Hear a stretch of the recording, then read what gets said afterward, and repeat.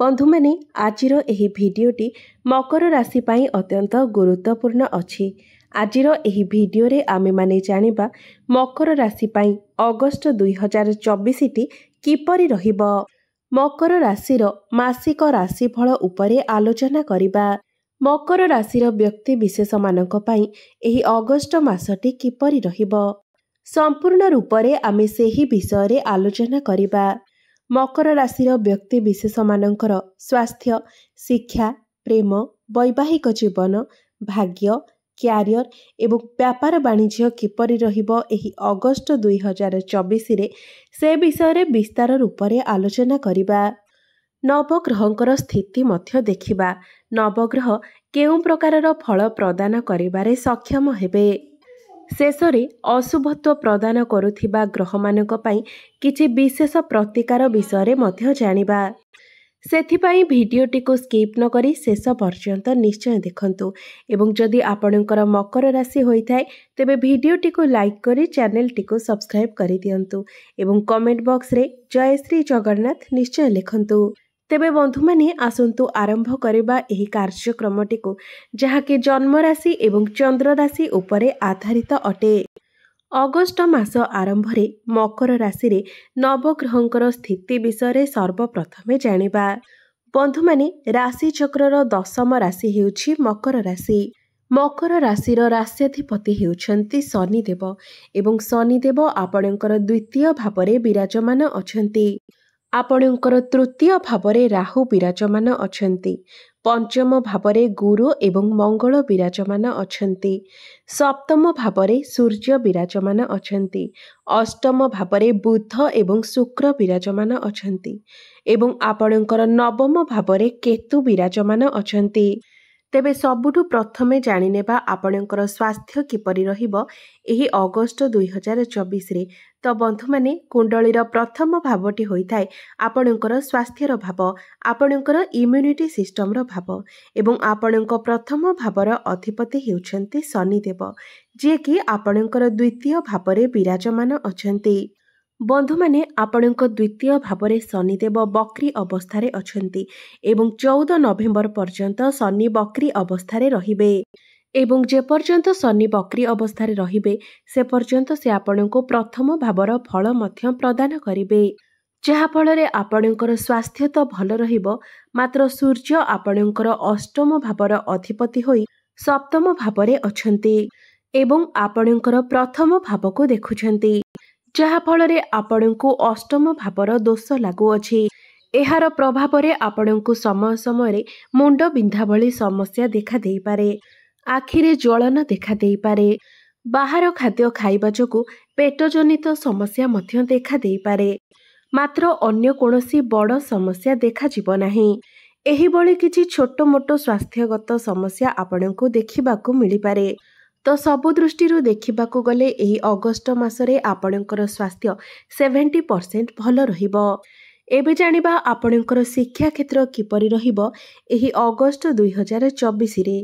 विद्यार्थी मानक पई एही अगस्त मासटी किपरि रहिबो तो बंधु माने कुंडलीर पंचम भावटी होइथाय आपणकर शिक्षार भाव एवं आपणकर पंचम भावर अधिपति हेउछन्ति शुक्र एवं शुक्र आपणकर अष्टम भावरे विराजमान अछन्ति एवं आपणकर पंचम भावरे देवगुरु बृहस्पति एवं मंगल एकत्र विराजमान अछन्ति। आपणकर पंचम भावर अधिपति अष्टम भावरे थिबारु आपणकर पाठ पढ़ारे किछि समस्या देखा देई पारे विशेष करी 25 अगस्त पर्यंत। 25 अगस्त परे शुक्र आपणकर नवम भावको चलन करिबे तो एहा परे आपणकर पाठ पढ़ा बहुत भल रहिबो। बंधु माने पंचम भावरे गुरु आपणकर ज्ञान को बढ़ाउछन्ति, बुद्धि को बढ़ाउछन्ति मात्र 25 अगस्त पूर्वरु आपणकर मन डाइवर्ट होई पारे, विचलित होई पारे, आपणकर मन पाठ पढ़ारे न लागि पारे मात्र 25 अगस्त परे आपण पाठ पढ़ारे बहुत अधिक उन्नति करिवे। पाठ पढ़ारे जदि आपण कोनोसी बड़ डिसिजन नेबा पई चाहुछन्ति, कोनोसी स्थान रे एडमिशन नेबा पई चाहुछन्ति, उच्च शिक्षा प्राप्ति करिबा पई चाहुछन्ति तेबे 25 अगस्त परर समय आपणक पई शुभ रहिबो। जदि एही मासरे आपणकर कोनोसी एग्जाम अछि तो 25 अगस्त परे आपणक पई समय भल रहिबो। एबे जानिबा आपणकर प्रेम जीवन किपरि रहिबो एही अगस्त 2024 रे। तो बंधु माने कुंडलीर पंचम भावटी आपणकर शिक्षार भाव हेबा सहित पंचम भावटी मध्य होइथाय आपणकर प्रेम जीवनर भाव, आपणकर संतानर भाव एवं आपणकर पंचम भावर अधिपति हेउछन्ति शुक्र, जे कि आपणकर अष्टम भावरे विराजमान अछन्ति। तो बंधु माने एहार प्रभाव रे एही मासरे एपरि हेबो जे आपणकर जे पार्टनर अछन्ति से आपणको उपरे मनमानी चलाई पारंती। तांकर मनकु जहा आसीबो से सेया ही करिवे। एमिति कि जहा आपणको पसंद आसी न पारे। आपणकर पार्टनर को मध्यरे टिके जिद्दीपण देखा देई पारे। से तरबर होई कोनोसी डिसिजन नै पारंती। शुक्र एठारे दुर्बल अवस्थारे थिबारु समय समय आपणक मध्यरे मन मनांतर होई पारे। आपणक मध्यरे कली झगड़ा देखा देई पारे। मंगल आपणकर पंचम भावरे थिबा हेतु आपण हठात आपणकर पार्टनर को किछि कहि देई पारंती। रागरे आपण किछि भी कहि देई पारंती, जहा फलरे आपणकर प्रेम जीवन रे समस्या आसी पारे। एथिप्रति आपण टिकिए ध्यान देबे। मात्र 25 अगस्त परे आपणकर प्रेम जीवन बहुत भल रहिबो। आपण दुई जनक मध्यरे भल पाइबा बढ़िबो। आपणक मध्यरे तालमेल भल रहिबो, बुझामणा भल रहिबो। पूर्वरु आपणक प्रेम जीवन रे जहा भी किछि समस्या लागि रहिथिला से सबु समस्यार समाधान होई जिवो। तो 25 अगस्त परे आपणकर प्रेम जीवन बहुत ही भल अछि। एबे जानिबा आपणकर वैवाहिक जीवन किपरि रहिबो एही अगस्त 2024 रे।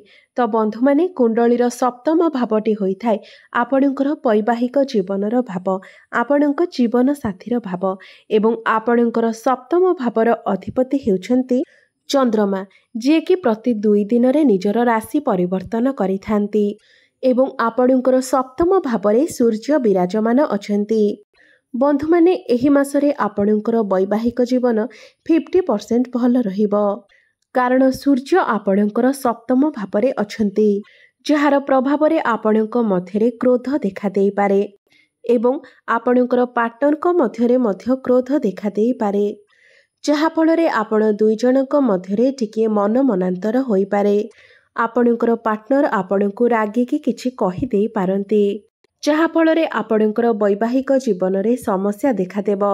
मात्र भल कथा हेउछि जे आपणकर लाइफ पार्टनर कर क्यारियर रे ग्रोथ आसीबो। समाज रे तांको मान सम्मान प्राप्ति हेबो। गुरुजन मानकर आशीर्वाद मध्य प्राप्ति हेबो। आपण दुई जण मिसी कोनोसी बड़ डिसिजन नै पारंती, प्लानिंग करि पारंती। भ्रमणर जोग मध्य बनुअछि। एबे जानिबा सबुठारु गुरुत्वपूर्ण विषय वस्तु आपणकर भाग्य, क्यारियर एवं व्यापार वाणिज्यर स्थिति किपरि रहिबो एही अगस्त 2024 रे। तो बंधु माने कुंडलीर नवम भावटी होइथाय आपणक भाग्यर भाव एवं आपणक नवम स्थानर अधिपति हेउछन्ति बुध एवं बुध आपणकर अष्टम भावरे विराजमान अछन्ति एवं 22 अगस्त को बुध बक्री होई आपणकर सप्तम भाव को चलन करिवे। बंधु माने 22 अगस्त पूर्वरु बुध आपणकर अष्टम भावरे अछन्ति। अष्टम भावटी को कुंडली रे भल बोली विचार करा जाय नथाए। तो 22 अगस्त पूर्वरु आपण कोनोसी भी बड़ कार्य करंतु नाही, कारण भाग्य आपणकर एही समय दुर्बल अछि। मात्र 22 अगस्त परे बुध जेतेबेले आपणकर सप्तम भाव को चलन करिवे सेतेबेले आपणकर भाग्य बहुत भल रहिबो। आपण जदि कोनोसी बड़ कार्यर आरंभ करिबा पई चाहुछंती किंबा कोनोसी बड़ इन्वेस्टमेंट करिबा पई चाहुछंती, गृहरे शुभ मांगलिक कार्यर आयोजन करिबा पई चाहुछंती, तेबे आपण 22 अगस्त परे करंतु। आपणको शुभ फल प्राप्ति हेबो। भाग्य आपणकर साथ देव।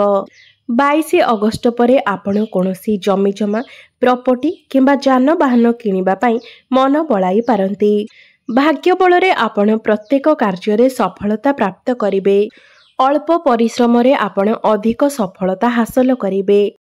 क्यारियर कथा हेबा जदि आपणकर दशम भावटी होइथाय क्यारियर भाव एवं आपणकर दशम भावर अधिपति हेउछन्ति शुक्र, एवं शुक्र आपणकर अष्टम भाव विराजमान अछंती।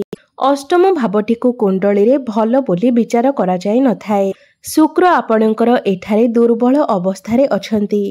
मात्र 25 अगस्त को शुक्र आपणकर भाग्य भाव को अर्थात नवम स्थान को चलन करिवे एवं सेठारे निचस्थ हेबे। तो संपूर्ण मासटी रे शुक्र दुर्बल अवस्था रे रहिबे। एही मासटी रे आपण आपणकर क्यारियर रे कोनोसी बड़ डिसिजन नियंतु नाही। कर्म क्षेत्र रे कोनोसी भी परिवर्तन करेबाको चेष्टा करंतु नाही।